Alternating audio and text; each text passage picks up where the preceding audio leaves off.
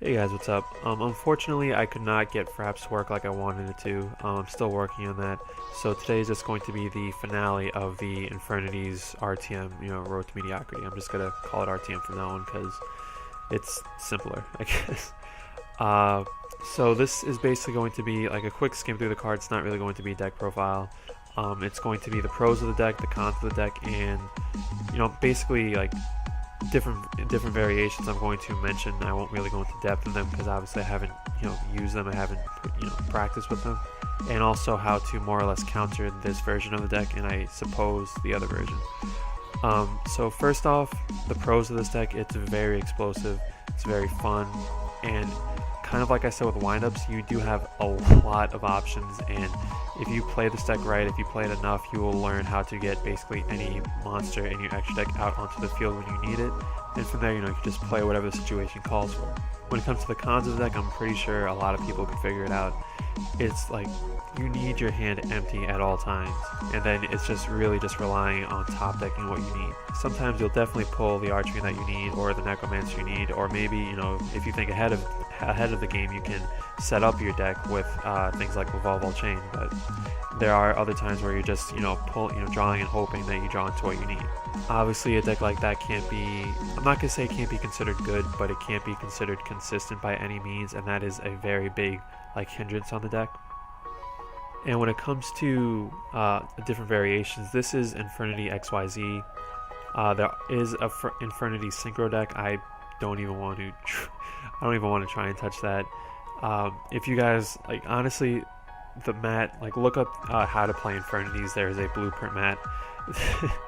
That's basically all you need to know, and that's all I'll say about that. And there is the Archfiend variant. Basically, you use Archfiend Eris effect to bring Infernity Archfiend to your hand. You use Archfiend Palabyrinth to bring Infernity Archfiend to your field. And same thing for Archfiend's Roar. You use it to special summon it last second.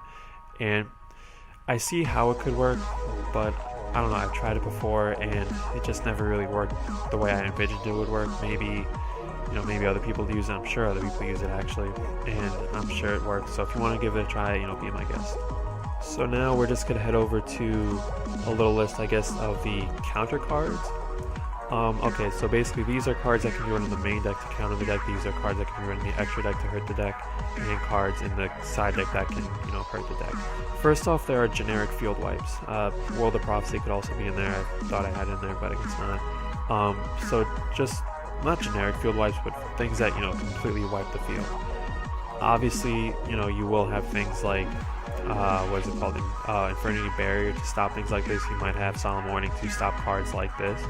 But if you don't, because again, Infernities rely on having no cards in their hand. So if your opponent can get off a Judgment Dragon, if they can get off a World of Prophecy, or either of these two, because these are both field wipes, you are in a lot of trouble. You will need to draw into exactly what you need next turn, or else you are, again, in a lot of trouble, because at this point, they have completely wiped your field with this one card, and they are basically going to set up all over you. And granted, with things like, what is it, Beelzebub or Excidonite, I think his name is now, granted, if they use that, they won't be able to attack you that turn. I mean, they can, but they just won't do any damage. But with things like JD, things like Black Rose, things like World of Prophecy, if they get those off on you, they're going to get, a lot of damage off of you, and they will be able to set up, which, it's not a very good thing to be going up against that, especially as an Infernity player, because again, if you want your cards to do what they, should be doing or what they need to do, you shouldn't have any cards in hand. And again, if they can manage to get this field wipe off, you are in a very bad spot. Okay, next you have the hand traps, Maxi and Veiler. These could go in the side deck, but some people, or I guess most people nowadays, are running them in the main deck. Not sure if I agree with that, but people do whatever they feel like they have to do to get the win. And Maxi, I don't think I really need to explain this. Infernity special summon a lot, so if they drop this at the first Archfiend, or when you first summon Necromancer, they're going to be able to draw a lot off of your plays. And at Well-Time Effect Veiler, will leave your field wide open. Like if you had a play with Necromancer, as soon as it goes into defense mode, because that's its ability, once it's normal summon, it gets put into defense mode. If they Veiler right then and there, your Infernity barriers are stopped, because for Infernity barrier to work, first off, again, you can't have any cards in your hand, and you also need a face-up attack Infernity monster. So if they wait for Necromancer to go into defense mode, which that's what its effect does, and then they Veiler it right then and there, you are in a lot of trouble for next turn. A Wingbeat of Giant Dragon, it's kind of the same idea as a field wipe. It's the heavy that we do technically have. It's not really the same exact thing as heavy, it's more like Harpy's Feather Duster. Heretics, I'm not sure if people actually do run this card. I know that they can, and they can run it effectively. So if you run up against someone who uses this card, it's going to be a very bad day, because either A, you will need to waste that barrier that you're holding onto, or B, they're just going to get rid of all of your traps. And again, this is a very dangerous card to go up against, and it can definitely hurt an Infernity player. Next up, with Gravekeepers getting their new support, and just some decks running this in general, like I believe, Malefic Gravekeepers, I don't know. But I do know that there are a few decks that run Necro Valley, and it will definitely hurt, because it shuts down, Stygian plays, it completely shuts down Infernity Break, and it is going to be, it's not the worst card to go up against, but it definitely will hurt you a lot. And finally, these are main deck cards, so the final main deck card that some people run if they don't really run a trap heavy deck is Royal Decree. Like, I personally know that I run it in my Dragoonity deck, because I don't like going up against traps at all. Like, they completely cripple the deck. At this point, I play it in like a all or nothing type thing, if that makes any sense. So it's just one big push, and I never want to walk into a Mirror Force or Torrential or anything like that. So I try to get Royal Decree as soon as possible, and if someone flips this on you, you are in a lot of trouble, because this deck, it doesn't necessarily rely on traps, but traps are a big form of protection. So it's going to be a pretty big problem if they manage to get this off on you. Next up, I kind of mentioned these already, the field wipes. These are the extra deck versions of the field wipes, and they aren't too hard to get out. So if these guys hit the field, just hope that you have a break ready, or not even break for Black Rose, or Excite on Night, now that I think about it, but just hope that you have a barrier ready, or a Solemn Warning, or something to stop these guys, because they will hurt a lot. Finally, we have the extra deck cards. First, we have DD Crow. Again, this deck relies, it kind of does rely on things in your grave. So, like, let's say you put Necromancer on the field and you want to bring back an Archfiend, they can DD Crow it, banish the Archfiend. Let's say you want to get Stygian's effect, they can banish it before it gets its effect. So they definitely can play around. Like, this card definitely does hurt the deck if it's used properly, so just keep an eye out for that.